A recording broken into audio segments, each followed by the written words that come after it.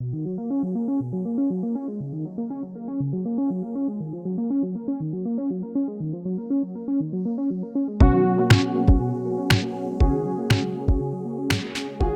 jaz imam eno dilemo. Ja. Ti si lingvist, tako da se mi zdi, da ti bi mi znal razčistiti to zadevo. Kaj prav, a je podcast ali poddaja, ali kako že? Jaz bi rekel, da je oboje prav. S tem, da je poddaja bolj slovensko, pravzaprav pač poslovenjen izraz in je iz tega razloga tudi lepši.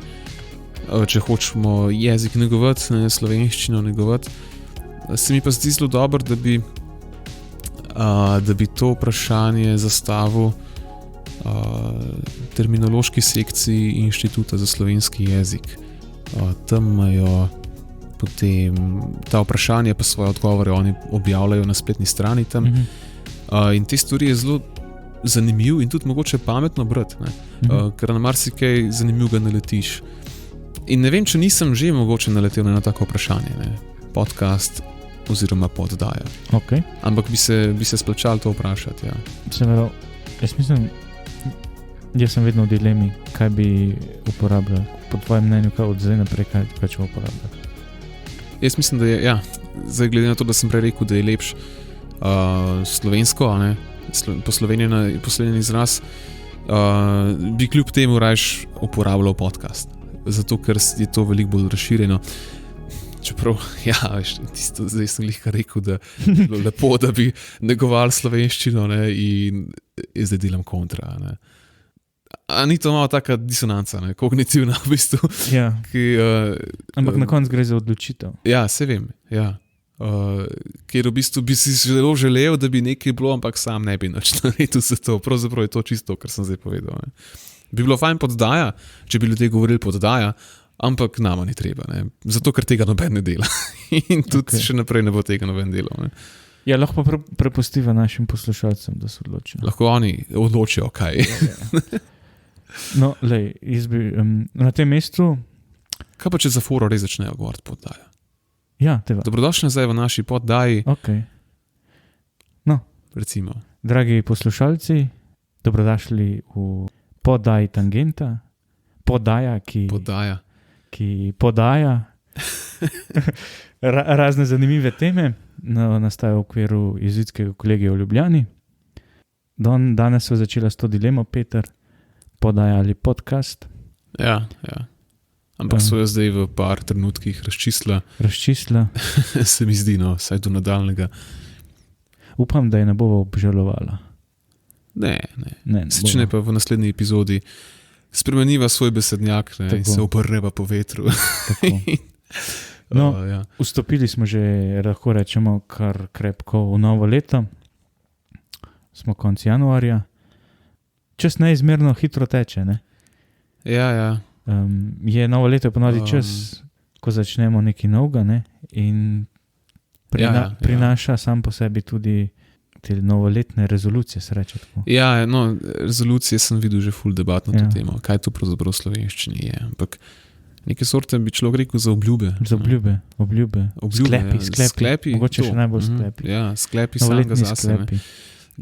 Ker nekako je zmeri tako, jaz sem bil tudi dolg časa del tega, da sem novo leto vzel zmeri kot, da mi je avtomatično odcepil ta občutek, da moram zdaj reflektirati za nazaj, in ugotavljati, kaj sem delal prav in kaj narobe.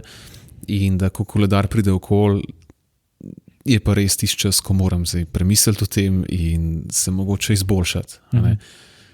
Čeprav sem potem čez leto opažal, da mogoče koledar nima tukaj nobene zveze, ampak da ta moment te refleksije za nazaj lahko pride kadarkoli. In sem se potem začel bolj na to ozirati.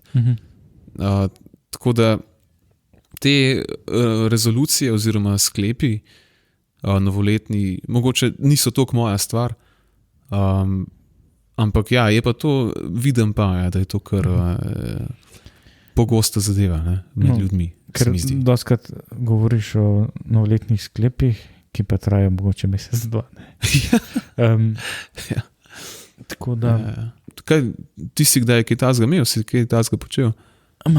Jaz vsake toliko cajta se kaj spomnim, da bi bilo fajn zboljšati. No ja. Pa probavamo, pa ne gre, pa spet probavaš. Ampak glej, jaz mislim, da je nasplošno to delo na sebi. Ne rabaš ti, kot si ti prej odlično rekel, ne rabaš novoletnih rezolucij za to. Ne? Ja, to sem nekako hotel povedati. In pač je naravni proces. Jaz mislim, da če želiš delati na sebi, nekako rast, ali kako bi temu rekel, kot oseba, kot človek, je to normalno, da vsake toliko cajta si vzameš čas zase in se ustaviš, razmisliš. No to da je... Narediš en sklep. Ja, da je za to zmeri čas nekako. Pa tudi tako je, da sem recimo, ne vem, potem tudi začneš zmeri bolj opažati ali pa, da mu reč priznavati, vsaj jaz sem bil to, vlogo posta recimo, spoved neki čas. Spoved, tudi to, ne.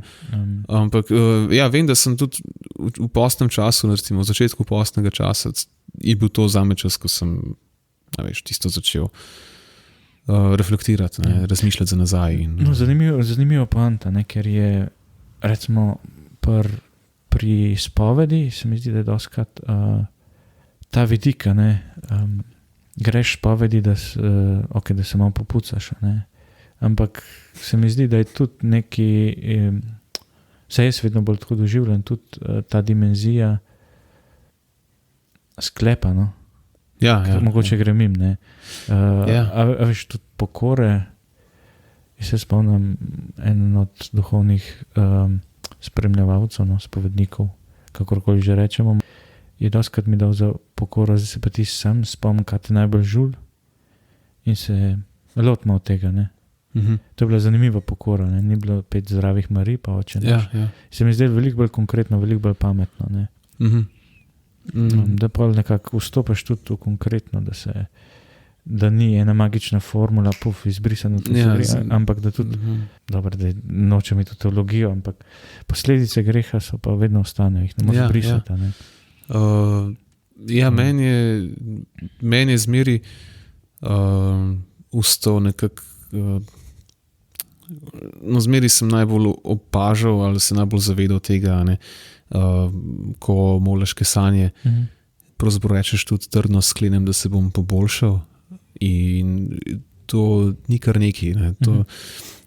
Jaz sem dolg časa sem to dojemal kot pač neko molitveni obrazec samo, ki ga zmoliš kot del obreda pri spovedi. No in potem pač nadaljuješ s svojim življenjem. V bistvu pa gre za obljubo pravzaprav, za sklep. Trdno sklenem, pač ne samo sklenem, ampak trdno sklenem, da se bom poboljšal, da bom nekaj naredil za to. In pa se to pač doskrat tudi enostavno ne zgodi in moliš kesanje naprej. No, ampak gre pri kesanju jaz mislim, ne samo za lastno voljo, Gre tudi seveda, ampak tudi za milost. Ja, se. Se pravi, v poboljšanje nastopaš sama, je vedno stvar odnosa. Zdaj so šle zelo teološke. Globine. No, ampak v spovedi je še eno vprašanje obžalovanja, ki tudi ne. Ja. Ki pa mogoče tudi pride zraven novoletnim, da se vrnemo nazaj, novoletnim sklepom, si rečeš, še letos bom pa res, pa ni šlo čez. Ja. Pa spet je isto, in pol, obžalovanje je tudi eno tako čustvo, lahko rečemo, ki je sestavni del življenja, Ja, to je, meni se to zdi pač kot neka taka skoraj že čisto samoumevna posledica teh refleksij, pa ne glede na to, kdaj jih delaš. Lahko jih delaš za nov let, lahko jih delaš pred postom, med postom ali pa po, ko se ozreš nazaj in ugotavljaš, katerih nalog ali pa katerih sklepov si se držal ali pa ne. Ampak se pa strinjam, to je tako, ena res močna stvar, tako včasih, če se malo bolj dramatično izrazim, je lahko srce parajoče. Je lahko res intenzivno. Je to zelo močno čustvo. Ne? Ja, no, vse to je tisto. Res močno in se potem pravzaprav sprašuješ, je to res samo eno samo trpinčenje pravzaprav. A ne, ko ti ta stvar ostaja, neka stvar ti ostaja v glavi dneve in noči, ne, in ti krati spanec in se ne moreš pomiriti. No, vse zadnje gre pa za neko stvar, ki je pač se zgodila v preteklosti in kar te zajeda, so te predstave o tem, kaj bi lahko naredil boljš, da tega ne bi bilo, ampak dejstvo je, da ničesar zdaj ne moremo spremeniti. In se mi zdi zelo zanimivo, kako se s tem stalno lahko ukvarjamo, čeprav rešitve za to konkretno dejanje, ki ga obžalujemo, pač ni, ne? Za to konkretno dejanje. Za našo situacijo je pa rešitev to, da razumeš, da se probamo osvoboditi. No, jaz sem spet vrnil k spovedi, mogoče.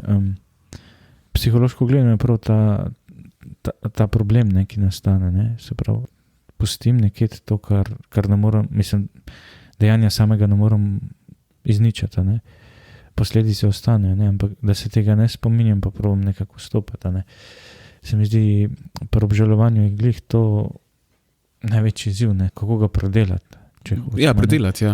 In dostikrat je povezan tudi z občutkom močnega sramu, ne? Kaj sem naredil, kaj. Ja. In je to taka ena spirala, ki te potem vleče, te ne pusti, da greš naprej in živiš mogoče v preteklosti. Dobro, mogoče to za kakšne hujše dogodke, ali ki si jih naredil, ali ki jih obžaluješ močno, ne? To se mi zdi tak ekstrem, ne? A veš, da moraš predelati, ne? Pa kako sem lahko to naredil. Pa. Ja, in predelati, ne? Se to je tista ključna beseda tukaj, ne? Ker pač pozabiti enostavno ne moreš, ne? Ja. No, spremeniti ga pa tudi ne moreš, ne? Spremeniti pa seveda ne. Tako da ostaneš v enem takmu limbu, ne? Ja, rekel, ja. Jaz nisem sposoben ničesar tazga pozabiti, ne? To so tiste stvari, ki... A veš, v momentih, ki so že tako lahko težki, ne, ker naenkrat pridejo brez razloga, ne, in jih začneš predelovati oziroma se jih spominjati, ne, kaj sem naredil takrat, zakaj sem to šel narediti. In da situacija, ki je lahko že tako zelo težka, potem postane še težja zaradi teh misli, ki pridejo nazaj. Ne. In pozabiti tega enostavno ne moreš. Ne. To se pač kar zgodi, po moji izkušnji. Ne. Bi pa moral to predelati. No, predelati najbrž do neke mere, ne, zdaj, če ti spomin deluje, pa se skozi spominjaš, ne, no, je zelo zdaj so šla ja, zdaj je to že v kompleksne zadeve, ampak jaz mislim, da samo po sebi ni negativno čustvo, ne, ima svoj smisel, ne, ja. Glih pri temu, ko sva rekla, da nekako te usmerja, ne, en notranji kompas, no, deluje, no, ampak je pa tudi to, ne, če se pa ti preveč se prepustiš temu, ne, je pa lahko zelo navarno. Mora biti en zdravo razmerje, no, ki ga pa iščemo cel življenje. Jaz sem se tudi precej spraševal, ne, kako bi opredelil to. Ne. Lahko je sigurno nekaj pozitivnega, ne, če se ti nekaj pozitivnega, če se ti lahko iz tega potem naučiš, ne, za naprej, da kakšnega dejanja ne boš ponovil, da ga ne boš spet obžaloval. In zdaj, ker stvari nočemo obžalovati, zato ker je to nekaj težkega. Ne. In z tega vidika se mi pa zdi to nekaj zelo negativnega, ne. Negativno čustvo pravzaprav. Ja. Zato, ker te muči, ne. Ker te enostavno ne pusti pri miru, in zaradi tega ne moreš zadihati, no. Ne moreš več mogoče tako trezno razmišljati, kot si včasih, ker je zmeraj nekaj, kar te lahko vleče na spiralo, potegne spiralo, kot si prej rekel. To ima pač, ima negativne posledice. Razumem tudi to, da se je treba temu poskušati upreti, da te ne zaduši popolnoma.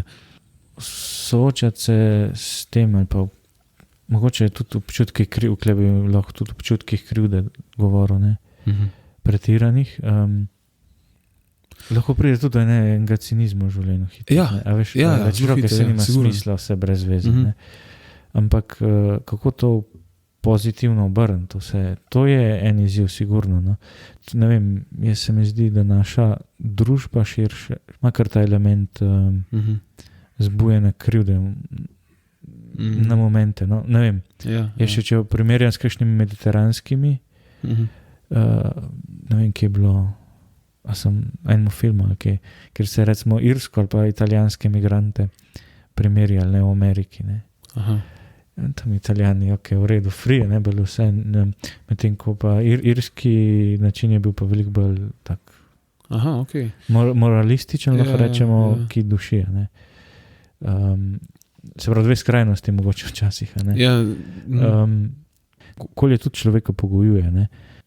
Zdaj, da znaš ti pa presoditi, a je to eno okolje, ki pritiska na te, ker bi se mogel odločiti, ko pa nisi, ne, to že malo smrdi, da neki ni svoboden, v zadnji. Ne. Se pravi, te pogojuje, malo te občutke krivde, a so res to pristno obžalovanje, lahko se vprašamo tudi, ne? Ali so res to ene občutki krivdi, ki pride od zunaj. Ne? To se mi zdi tudi eno pomembno vprašanje. Sej, veš, tudi mi, to, kar si prej omenil, mi poznamo prav to v narekovajih pogrevanje. Ne? Nekomu pogrevaš nekaj izpred 10 let, kar je naredil in to je prav to, prav s tem namenom, da bi mu vzbudil občutek krivde, občutek obžalovanja, za katerega veš, da je težak, ne, da je naporen in da bo tega človeka lahko tudi uničil, ga ušibil. Ne. Ampak zdaj, če bi pa šel še bolj nazaj, spet na to, ne, obžalovanje kot negativno ali pozitivno čustvo. Ne. Sem rekel prej, da se mi zdi mogoče celo malo bolj negativno kot pozitivno, ampak če si predstavljaš, ne, človeka, ki ničesar ne obžaluje. Ne. Ta je dobra. To frazo dostikrat lahko slišiš, se mi zdi. Ne. Ta pa res ničesar ne obžaluje, ampak v določenih kontekstih je lahko to zelo nevaren. Ne.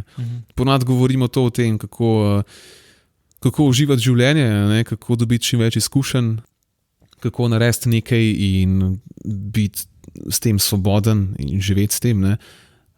Ampak ti pa da tudi to, ne, tudi neko asociacijo na to, da je obžalovanje tukaj zato, da nam pomaga, da se ravnamo moralno. Ne. No, sej, v tem smislu za me smisel, da je pozitivno čustvo. Da v določeni meri imaš res en kompas, usmerjenost. Kompas, da te vrača nazaj. Ne. Ker je pa negativno čustvo samo po sebi. Da te ima negativno čustvo v tem smislu, da te zaznamuje. Da te zaznamuje, lahko da čisto hromi. Ne. Ja. No, ko sva že pri obžalovanju, ki je kot en kompas, zanimivo moja izkušnja, že od majhnega nekako doživljam nočne zahode, mogoče ne vedno glih najbolj romantično, ne. Ampak vedno se prebuja tudi nekakšni taki občutki obžalovanja, ne. Se pravi, že sam po sebi dan gre, se prevesa, večer se končuje, je en trenutek, ki ga ne boš več doživel. Mogoče ga nisi izkoristil najbolje, ne, in to pride v eni taki občutki melanholije, bi lahko tudi rekel, ne.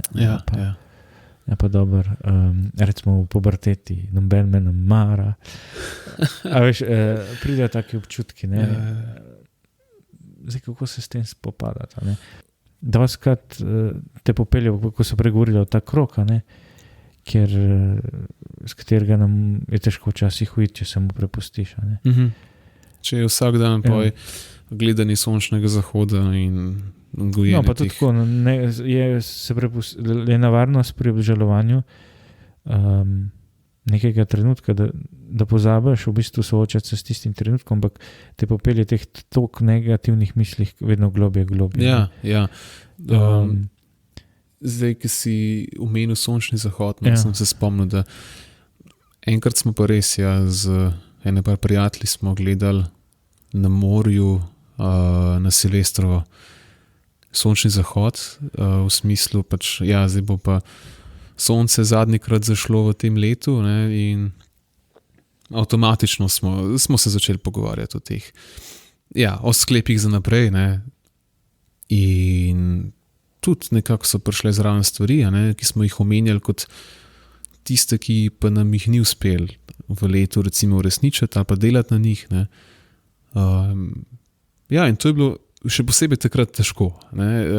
A razumeš, ker gledaš tisto sonce, ne, kako izgine in to kar hitro, veš, se ti zdi, da kar hitro ponikuje, ne, za obzorjem in to da tist feeling, ne, da nekaj ne, ti pozi iz rok. Ne? Ja, nekaj ti pozi iz rok, ja, se to. Tako da ne vem, se sprašujem, koliko je dober, koliko je pravzaprav koristno o tem tudi razmišljati. Ja. Kakšna mera je tukaj? Ne? Jaz ugotavljam, da je ena od zadev pri vseh stvareh v življenju, ki je izredno težko določati, ampak ni pa drugi, kot da jo poskušaš. Ne? Ja, pri obžalovanju jaz mislim, da je spet vprašanje tega, ko sem že prej rekel, da se ne prepustiš toliko misli, ampak da znaš odvrednotiti pozitivno tudi to negativno čustvo, če se bolj eksaktno določimo. Ja. Se pravi, ok, en določen trenutek obžalujem, če me pa popelje, da začnem, ja pa nisi naredil, pa pa tretjo, ok, kle fajn, da se ostavim. Pač čustvo mi je pripeljalo dotičen dogodek v mojem življenju, se pravi, najbrž se je treba zdaj soočiti, ne z vsem drugim, da greš nazaj, ok, kaj se pa lahko zdaj naučim, kaj je bilo narobe. Točno to sem hotel, tudi jaz si me spomnil točno na to, se pravi, da ko enkrat razmišljaš o tem, da se kar pač ne ukrcaš na ta vlak, ki te pelje po tej spirali, ki se spušča. Jaz sem zmeri poskušal nekako imeti pred očmi, kaj lahko dobim iz tega za naprej, kaj se lahko naučim. Če bi se pa skozi samo ubadal z enim obžalovanjem za drugim, bi pa to po mojem pripravljal do tega spet, da bi se samo trpinčil. Človek rad je skrupulozen. In to je nevarno, se pravi. Ja, se to. In z tega pa nimam nič. Jaz mislim, da v življenju najbrž je tudi eno obdobje, ki je bolj tako. Jaz mislim, da je tudi to. Da pa prerastaš malo to, da se tudi prek tega učiš. Ja. Si rečeš pismo, pa se tako ne gre več naprej. Ja, sej. Ker to pride res do tega, da lahko na najbolj skrajni točki lahko pod vprašaj postaviš celo svojo identiteto. Kada bi, razumeš, z bolj nazornimi besedami obžaloval to, kar si v nekem momentu. In to pa res ni zdravo. Če bi si želel spremeniti čisto vse, kar predstavljaš v nekem danem momentu, je to lahko kar huda stvar. Zdaj spet to. Lahko bi to interpretiral kot, to je pa svoje dobro spoznanje, to je lahko izhodišče za to pot poboljšanja in tako. Ampak ne vem, mislim, da je to... Mogoče dostakrat je tudi to, da je ne znamo, da pretiravamo, mogoče da ne poznamo sami sebe dovolj. Imamo eno vizijo o samemu sebi, ki jo damo na pedestal in to moraš postati. Po drugi strani živimo kar v eni iluziji, se človek se spoznava tekom celega življenja na nek način, istočasno se tudi izoblikuje, ampak da ne znamo videti tudi mogoče, da si damo previsoke cilje v tem smislu. Pa ne mislim, da zdaj ne smemo imeti ciljev visokih, ali da smo preveč rigorozni do samega sebe. Do samega sebe je preveč. Mislim, to je res to skrupuloznost, pa nisem tistega naredil. Ja, v redu, pač nisi naredil, je res to pomembna stvar, ne? Preveč samo kritike. Zanimivo je te, recimo, duhovna krščanska tradicija, dostakrat vidiš kakšne svetnike s temi mrtvaškimi glavami, pač simbolično to pomeni tudi tale meditacija smrti. Ignacij Lojolski jo priporoča, da znaš ovrednotiti, kaj je tisto, kaj je najbolj pomembno.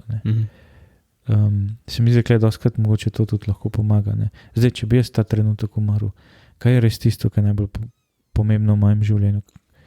In dati pravo mero stvarem v življenju, pa se mogoče razblim tudi hitro kakšno tako zadevo. Zaradi česa se splača sekirati? Ja. Je to včasih res vidiš. Mislim, po moji izkušnji, ta razmislek ne pride samo od sebe, ne pride naravno, kar je žal. Je pa tako, da ga občutam mogoče v kakšnih takih bolj nenavadnih situacijah, kot recimo v obdobju zadnjega leta, sem imel dostikrat to pred očmi. Zakaj je vredno živeti, zakaj ni vredno živeti, ne, in ta cela splošna krizna situacija mi je to nekako skozi predočala, ne, skozi sem bil soočen s tem in sem se precej obremenjeval okrog teh misli. Kar je po eni strani bilo lahko tudi mučno, po drugi strani pa spet ena taka dobra refleksija mogoče. Ja, no, mogoče je tudi pomembno, recimo dobro, tako dobiš prioritete, no, ampak tudi, da pogledaš, zakaj te misli prihajajo, prej so govorili, ne, da te popelje ta vlak. Dostikrat mogoče pridejo čist iz okolja, ne? Ja. Ker tudi vprašanja so koristne ali ne zate, ne?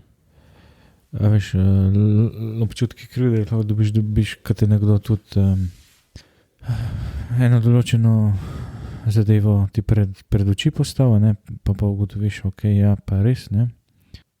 In spet vprašanje, koliko je zdaj njegov pogled, koliko je pa res zadeva, ne? Se pravi, mogoče včasih krivda, kar hočem povedati, krivda včasih mogoče pride tudi iz zunanjih dejavnikov, ki jih pa tudi treba preveriti, ne? A so res, ko bi rekel, pristne, v tem smislu, da so dobro namerne, ali so pa res zato, ker nekdo, ne vem, mu ni všeč, ker sem narobe počesan in to je, se mi zdi tudi že za odnose, ne? Ja. Kako graditi pa odnose tudi, v kakšnih odnosih je to bolj evidentno, na drugih ni, ne? Ja, pa nisi tisto naredil, pa nisi uno naredil, pa bi mogel tisto, ne? Ne, jaz včasih sem se mogoče to sekiral, pa žaril, pa se prilagajajo, danes me sam še jezija, ne? A veš, ker rečeš pa pismo, sej imaš tudi roke, lahko ti sam narediš. Ja. Je tako, da kot si rekel, pač je treba presodati, ne? In tudi preveriti, a je to sploh na mestu, a je neka kritika sploh na mestu, a ne, kot nekaj konstruktivnega, ali je pa samo nekaj škodoželjnega, ker to pogrevanje, recimo, ne, vzbujanje obžalovanja v drugi osebi, to je pravzaprav kar močno orožje, če hočeš ti nekomu v odnosu, če hočeš nekaj dosežiti na tak... Upam, da ne bi bil pregrob, da bi lahko rekel, da je to tudi odlično orodje za manipulacijo. Za manipulacijo, ja. Samo za dosego lastnega cilja, ne, lahko posežemo tudi potem in tudi isto potem človeka začne razjedati dejansko. Tako da je močno orožje, destruktivno lahko, ne, če se rabi škodoželjnosti. Ampak je pa zanimivo vprašanje tudi, če hočemo, zdaj, če mi nekomu vzbujamo obžalovanje, a to dejansko lahko počnemo iz konstruktivnih namenov, bi si lahko zamislil tako situacijo. Glih prav obžalovanje je pač, jaz mislim, da privede, je to zelo intimen občutek, kar tako, ne vem, a bi ga lahko? Ja, sej, ja. Jaz se pravi, ne vem, če rečeš, jaz mislim, da ti nekaj narobe delaš, da bi bilo mogoče, se pravi, vprašanje spet komunikacije, ne? Zdaj, če pristno obžalovanje lahko tudi se zbudi tako, ne? Danskrat je odvisno tudi, recimo, taka fraza je nabijanje krivde, ne? Nabijanje krivde, ja. Mislim, Ja. To je nekaj, bi rekel, najbrž, ko govorimo o nabijanju krivde, da rečem zelo po domač, ker se mi zdi zelo fajn izraz, ne. Ta moral je, se že tako sliši zelo globoko, zelo zareže v meso, ne. Moral bi, pa nisi, ne. Zdaj, a se boš to te lahko spet, je vprašanje, kot sva rekla, pa se ponavlja, ampak drugače ne gre, se mi zdi, da je prav, da se izpostav tudi, padeš na ta vlak, ne. Ja, in lahko tudi ti hiter takrat, pa ni tisto, pa ni unga, pa ni ono, pa cinizem, ne. Ampak to je ena drža, ki ni konstruktivna, ne. Ja, sej... Medtem, ko že, če pa jaz pridem do tebe, pa rečem, Peter, se mi zdi, zanjčka si pa vodo akademijo, zdaj hipotetično, ne. Si pa začel morda malo preveč grobo, ne? Okay. V komunikaciji z gostom, ne? Sorry, ja, ne se razumem. Ja. Bom naslednjič se potrudil. Ne, mislim, je način komunikacije drugačen. Ja, sigurno. Je bolj kot občutke obžalovanja, ti mogoče na začetku spodbudi občutke refleksije. Ja. A veš od tega, zanimivo, point, jaz tega nisem doživljal tako, ne, začneš tako razmišljati, ne. Ni pa ti spreč, pa narobe si naredil, ne. Se mi zdi, da to je ena pozitivna kritika, ki samo po sebi ne vzbuja občutkov obžalovanja ali pa ne vem, krivde in tako naprej, no? Ker mogoče tudi občutki krivde obžalovanja so različni. No, to je zdaj tisto, pri čemer bi se mogoče želel jaz dopolniti, no? Da če bi ti rad dosegel nek konstruktiven efekt, potem tega, kar boš rekel, ne boš rekel z nameni vzbujanja obžalovanja. Ne. Zdaj, če zaradi tvojih besed lahko nekdo kaj obžaluje, se je to pač v njemu vzbudil. Je on tako reagiral. Če bi pa človek pristopil konstruktivno, pa ni pristopil s tem namenom, da bi to dosegel. Obžalovanje v drugi osebi. No, zanimivo bi bilo tudi pogled definicijo, kaj pravzaprav obžalovanje je. Ja. In če ste različen občutek krivde, pa občutek obžalovanja. Tudi mogoče občutek krivde ima lahko zdrave temelje, pa ne zdrave. Ne? Ker mogoče, če pogledamo, krivda je nekaj, kar si naredil, pa ne bi. Ne? Obžalovanje mogoče tudi nečesar, kar nisi naredil. Ne? Ja, seveda. Ja. Tako da sta dokaj podobni. No, sicer veš, ni nujno, da krivda sicer predpostavlja pač samo dejanje, ampak predpostavlja tudi dopustitev dejanja. Tako si jaz razlagam, da na hitar. To je zanimivo, ja. Ta razlika je lahko, bi se dalo o tem zelo veliko razpravljati, se mi zdi, kaj je točno. No, ko se bolj odpravi lingvistično obzor, je zelo zanimivo pogledati v globino. Kaj pravzaprav uporabljamo dotično besedo prav ali ne, kaj pravzaprav pomeni, ne. Imaš to malo morje možnosti. Ne? Ja. Še ena stvar, ki je mogoče pomembna, je najbrž tudi to, da vsaj zame, da se zavedam, da nisem edini gotov, ki bi nosil na sebi ta bremena, ki jih ne morem odložiti. Ampak imamo najbrž vsi te težave. Ne? Ja. S tem, kako se s tem soočati in kako to predelovati. Ne? Kako to predelovati in ne potlačevati, recimo, ne poskušati tega pozabiti, ne? Ampak nekako predelati v neki.